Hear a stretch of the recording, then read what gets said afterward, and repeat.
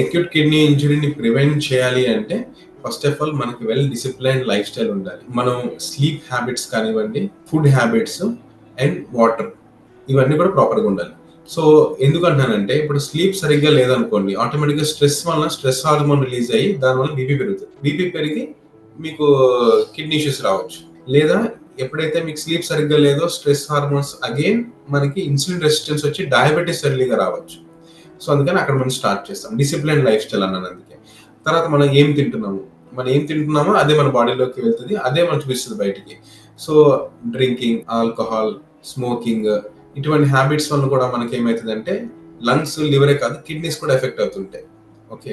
తర్వాత మనం తినే ఫుడ్ కూడా too much red meat food content, very high salty preservative foods ఇవి తినడం వల్ల కూడా మనకి కిడ్నీ ఇష్యూస్ వస్తాయి. సో మనం డే మార్నింగ్ నుంచి పడుకునే వరకు మనం ఏమేమి చేస్తున్నామో దాన్ని ఎంత కరెక్ట్‌గా చేయొచ్చు అన్నది ఒకటి చూసుకోవాలి. సపోజ్ ఎప్పుడైనా మనం హెల్త్ బాలేదు. హెల్త్ బానప్పుడు మనం డైరెక్ట్‌గా ఫార్మసీకో, మెడికల్ షాప్‌కో ఎళ్ళిపోయి ఓవర్ ద కౌంటర్ మనం ప్రిస్క్రిప్షన్స్ వాడడం కన్నా, మనం ఒక ఫిజిషియన్‌ని కన్సల్ట్ అయ్యి ఆయన ప్రిస్క్రిప్షన్ వల్ల మనము మెడికేషన్ వాడడం ఎప్పటికీ మంచిది. తర్వాత ఏమైనా ప్రాబ్లమ్ ఉన్నప్పుడు నెగ్లెక్ట్ చేయకూడదు. For example already kidney stones ఉన్నాయి. ఏదో చిన్న యూరిన్ ఇన్ఫెక్షన్ సింప్టమ్స్ కనిపిస్తున్నాయి. సో అదే తగ్గుతదిలే కదా అని చెప్పి మనం నెగ్లెక్ట్ చేయకూడదు. సో వెంటనే మనం వెళ్లి హాస్పిటల్‌కి వెళ్లి చూపించుకొని దానికి మెడికేషన్ యూజ్ చేయాలి. సో ఒకటి ఇది ప్రివెంటివ్ హెల్త్ అంటామనమాట. సో ఇటువంటి ప్రివెంటివ్ మెజర్స్ మనం తీసుకోవడం వలన, ప్రాపర్ లైఫ్ స్టైల్ వలన మనకి అక్యూట్ కిడ్నీ ఇంజ్యూరీ అనేది మనం రాకుండా చూసుకోవాలి.